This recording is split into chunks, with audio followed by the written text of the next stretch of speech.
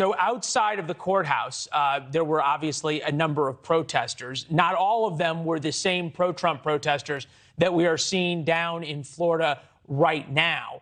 And then Marjorie Taylor Greene, the congresswoman and one of Trump's most outspoken allies, showed up. Take a listen. I came here today You're a fascist.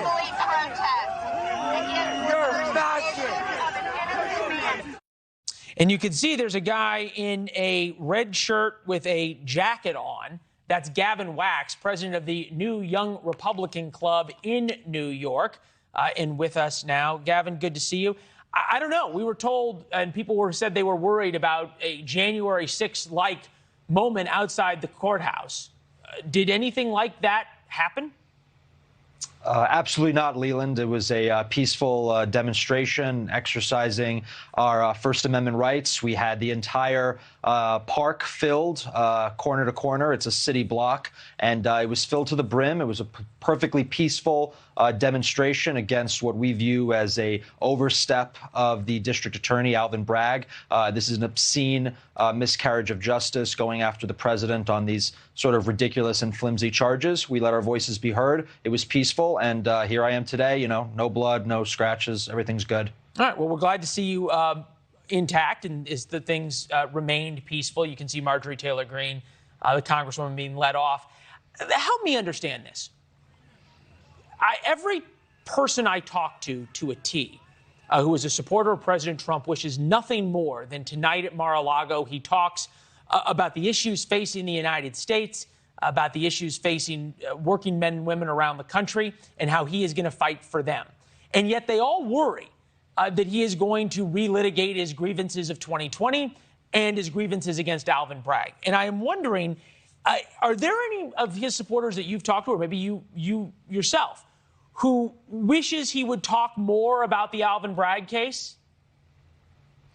Well, Leland, I think he can walk and chew gum at the same time. I mean, I think these are all issues that are relevant to American politics and to his campaign and to the situation and issues facing the country. I mean, we have a district attorney here in Manhattan that refuses to prosecute a whole litany of violent offenses ranging from assaults to burglary up to even rape against people with long rap sheets going back years. And here he is taking advantage of a very novel legal theory to go after the leader of the opposition, the presumptive nominee in 2024. So this is an issue, whether it's involving Trump or somebody else. It's something worth talking about. I think he could talk about that. I think he could talk about the economy. He could talk about anything. But this is certainly on top of many people's minds as they see it as a weaponization of the legal and judicial system against Americans, in this case, a president. If it could happen to him, it could happen to anyone. And I think it just goes to show that a lot of people have lost their faith in our institutions. And I think this is an issue that's worth talking about in conjunction with all the other things that you listed. All right. Fair enough. We'll see how the president handles it. He is setting up this dynamic, right, where he is being persecuted because he is fighting, quote unquote, for you, or because he's fighting for his supporters. Marjorie Taylor Greene, as we said, one of his more ardent supporters, who you were with today, was talking to RSBN. According to this, her boyfriend is the reporter. I guess this is the person who's interviewing Marjorie Taylor Greene, comparing Donald Trump to a messianic-like figure. Take a listen. All right, so this comes sort of in the same vein of the memes that Donald Trump has put out in the past. One of them, in reality, they're not after me, they're out after you. I'm just in the way. At some point, we're going to have that soundbite, but in the meantime, is Trump and his supporters comparing him to Jesus really all that helpful? Accurate? Well, listen, I think a lot of people need to not take everything so seriously. If he posts a meme, if he posts some AI-generated image as like a lighthearted joke, I mean, I'm not going to, freak out and overanalyze this. But okay, look, hold on one second. Here is the soundbite. Take a listen.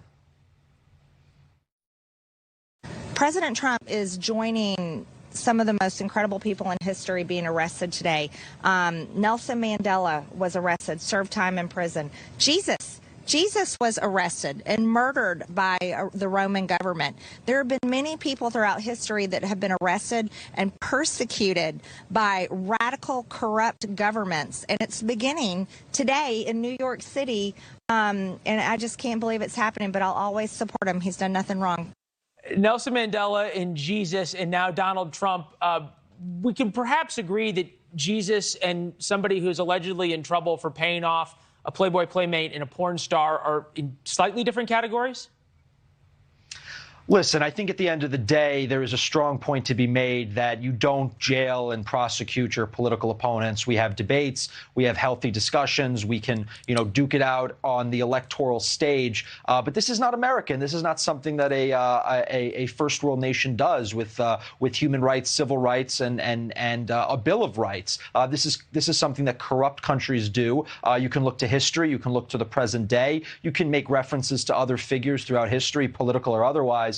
But I think the point needs to be made that many people view this as a politicized prosecution and persecution. And I think those are legitimate concerns. Yeah, 60+% of Americans, which means a lot of people who don't support Donald Trump believe exactly. even that. We now join countries like Equatorial Guinea that have arrested their former president. So we are no longer in the camp of countries that do not do that. All right, we got to run. Thank you very much. And we'll check in soon, all right?